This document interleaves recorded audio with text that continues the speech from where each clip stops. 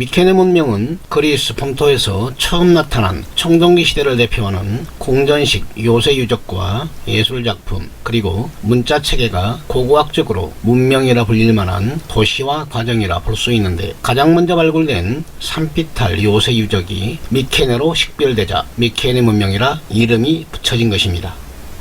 유적을 발굴하게 된 계기는 19세기 초반 유럽을 강타한 민족주의 사상에 바탕을 둔 그리스인들이 오스만 제국의 식민 지배로부터 독립을 쟁취하자 단순히 이슬람에 반대하고 정교회에 본산 동로마 제국의 부활을 외치던 과거의 관습을 벗어던지고 헬레네스라는 자신들의 민족적 기원을 고대 그리스에서 찾아 새로운 민족 정체성을 확립하기 위해 발굴을 시작한 것으로 처음부터 철저하게 정치적 목적을 달성하기 위해 계획된 것입니다.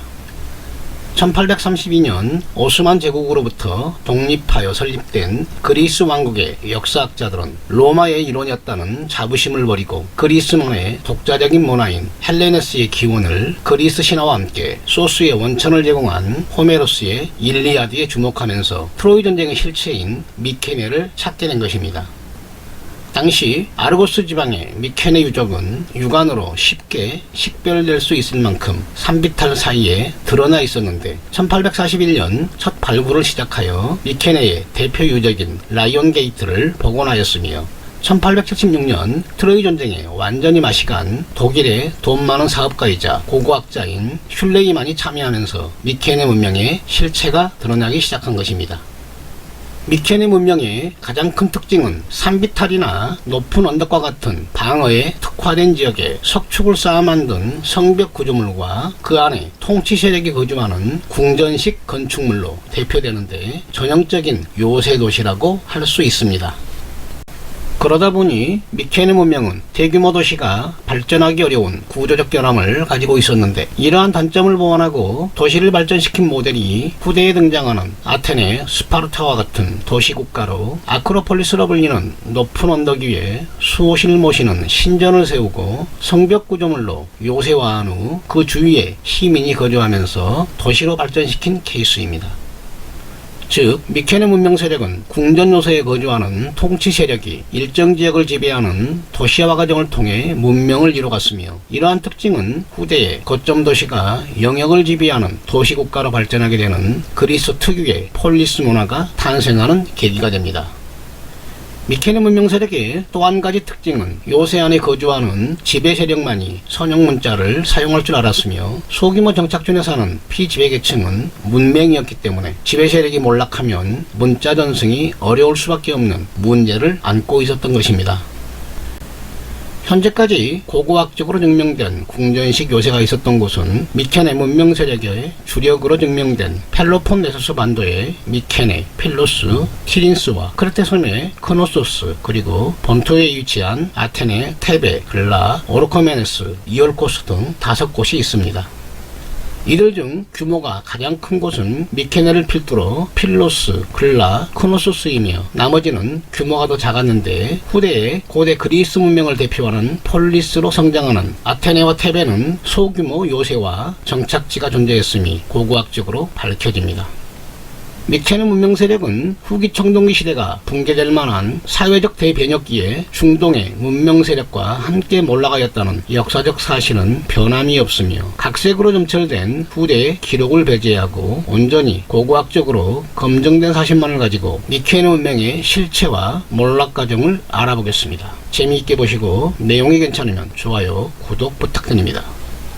미케네 문명은 연대기적으로 3단계로 나누어 살펴볼 필요가 있는데, 첫 번째는 무덤의 출현과 함께 시작된 문명의 태동기이며, 두 번째는 크레테 문화의 영향을 받아 형성된 문명의 전성기, 그리고 궁전 요새의 파괴와 함께 진행된 문명의 쇠퇴기로 나눌 수 있습니다. 1876년 미케네 유적 요새 안에서 땅을 파 돌과 나무로 측면을 보강하는 갱도 방식의 무덤 양식이 발견되는데, 이곳에서 총 19구의 해골이 발견되었는데, 요새 밖에서도 비슷한 규모의 무덤이 발견되면서 이목이 집중됩니다. 탄소 방사능 연대 측정법에 의한 무덤 조성 시기는 기원전 1600년경부터 기원전 1400년경으로 나타났는데, 그리스 본토에 처음 등장한 매장 방식으로 남자들은 보통 황금 가면과 갑옷을 입은 채 청동검과 함께 안장을 했으며, 여자들은 금으로 만든 관과 장신구를 폐용한 채 발굴되었는데 문자의 흔적은 전혀 발견되지 않았습니다. 이곳에서 발견된 유물 중 하나가 우리에게 잘 알려진 황금 가면인데, 발굴을 주도한 슐레이만이 트로이 전쟁에 등장하여 아카이아 동맹의 총사령관이자 미케네 왕인 아가멤논이 썼던 가면으로 언론 플레이를 하면서 유명해졌지만, 실제로는 기원전 1500년경 제작된 것으로 밝혀져 트로이 전쟁을 300년 이상 앞당기는 웃지 못할 장면을 연출하기도 합니다. 발굴된 유적과 유물이 공개되자 고고학계와 역사학계는 비상한 관심을 보이며 무덤을 만든 미케네 문명 세력이 누구인지를 추정하는 가설이 쏟아져 나왔는데, 현대학자들은 이들이 아나톨리아에서 이동해와 정착한 인도 유로버적 계열의 그리스 본토 원주민이라고 판단합니다.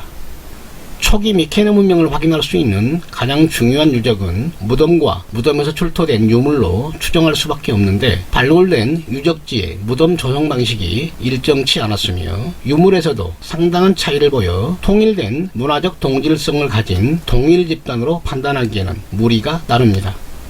기원전 1450년경에는 돌을 다듬어 직선 입구 통로를 만들고 홀로스라는 도명 지붕 구조로 매장실을 만드는 새로운 무덤 방식이 여러 도시들에서 출현하는데, 이와 같은 무덤 건축 방식은 메소포타미아에서 처음 등장한 매장 방식으로 레반트 지역과 크레테 섬 그리고 지중해 연안에서 폭넓게 발견됩니다. 기원전 1500년경 에게에 위치한 테라섬에서 화산 분출이 있은 후 크레타 문명이 쇠퇴하기 시작하자 미케네인들은 기원전 1450년경 크노소스를 포함한 크레타 섬을 지배하게 되는데, 이때부터 그리스 본토의 미케네인들과 크레타 섬의 선진 문화가 융합된 미케네 문명의 특징을 보여주기 시작합니다. 크레테 문자를 차용한 미케네 선형 문자가 펠로폰네소스 반도에 근거를 둔 미케네 문명 세력에 나타나기 시작하는데, 현재까지 발견된 6천여 개의 점토판 중 약 4천여 개는 크노소스에서 발견되었으며, 필로스 궁전 유적에서 1000여 개 정도, 그리고 나머지 유적에서 소규모로 발견된 것입니다. 미케네 문명을 가장 잘 나타내는 석축으로 쌓은 성벽 구조물이 본격적으로 등장한 시기이며, 이때 건설된 요새 도시가 미케네 문명의 실체이며, 현재 우리는 그 잔해물을 보고 있는 것입니다. 크레테 문명의 주요 유적인 크노소스 궁전의 건축 방식과 프레스코라는 벽화를 그대로 모방한 미케네 궁전들이 요새 안에 건설되는데, 미케네뿐만 아니라 필로스, 티니스 등 주요 도시에서 비슷한 시기에 궁전 건물이 건축되기 시작합니다. 미케네 문명의 해상무역 네트워크가 크레테를 거점으로 에게 전체로 넓어졌으며, 로도스 섬과 아나톨리아 서쪽 해안 도시 밀레투스에도 미케네 문명의 흔적이 남아 있습니다. 미케네 선형 문자에는 와낙스라는 왕으로 식별되는 통치자가 등장하는데, 이들이 통일된 세력이라는 어떠한 증거도 찾지 못하자 현대학자들은 궁전 요새를 중심으로 지배력을 행사하던 도시국가 수준의 여러 통치 세력의 집합체가 미케네 문명 세력이라고 판단하고 있습니다. 아테네와 테베의 성벽 구조물이나 궁전 건축물은 펠로폰네소스 반도에 위치한 미케네 본진 세력보다 훨씬 늦은 기원전 1300년경 건설되기 시작한 것으로, 이들이 미케네 문명 세력의 주력이었는지는 알 수가 없으며, 스파르타는 라스데본이라는 미케네식 명칭을 가진 아주 작은 정착지였을 뿐입니다. 히타이트 기록에 따르면 기원전 1400년경과 1315년경 두 번에 걸쳐 미케네 문명 세력 중 하나인 아이야와가 히타이트 가신 세력인 아타르시아와 아라자와의 반란을 부추기고 지원했다는 기록으로 볼 때 미케네 세력과 히타이트는 우호 세력은 아니었던 것으로 판단됩니다. 그러자 일부 학자들은 히타이트 기록에 근거하여 반란 세력과 합세한 미케네 문명 세력이 아나톨리아의 강대국이던 히타이트와 벌인 전쟁이 트로이 전쟁이며, 그 전장이 트로이라는 주장을 펴기도 합니다. 기원전 1250년경 원인을 알 수 없는 이유로 그리스 본토의 여러 정착지에 파괴의 물결이 불기 시작하는데, 최초로 파괴된 도시는 테베와 글라 그리고 오르코메너스로 파괴된 요새에는 사람이 살지 않고 버려집니다. 특히 글라는 요새의 규모가 미케네와 비슷하며 아테네나 테베보다는 10여 배 큰 규모인데도 일리아드에서는 언급조차 없을 만큼 베일에 쌓여있는 도시 유적으로 파괴의 물결이 지나간 후 다시 재건되지 못하고 버려진 곳입니다. 이 사건이 있은 후 미케네에서는 이중으로 성벽을 확장하기 시작하는데 이때 만들어진 대표적인 유적이 요새 주성문이자 미케네의 대표 유적인 라이온 게이트이며 티린스에서는 터널식으로 성벽을 만들어 요새를 보강하게 됩니다. 미케네와 티린스의 성벽 보강도 파괴를 막지 못했는데 기원전 1190년 미케네와 티린스를 포함한 미케네 문명의 최강 세력이던 아르고스 지역의 요새가 파괴되었으며 기원전 1180년 필로스가 파괴되면서 펠로폰네소스 반도의 대표적인 미케네 문명 세력이 몰락합니다. 이들이 몰락하자 그리스 본토의 나머지 지역에서는 인구가 늘고 번성하기 시작하는데 가장 이득을 본 세력이 아나톨리아 서부 이오니아에서 건너와 아테네를 중심으로 정착한 아티카 지역 사람들이며 테살리아 지역에서도 인구가 늘기 시작하는데 미케네 문명 세력이 몰락하면서 떠난 사람들은 펠로폰네소스 반도 북쪽에 정착하여 아카이아 사람으로 남게 됩니다.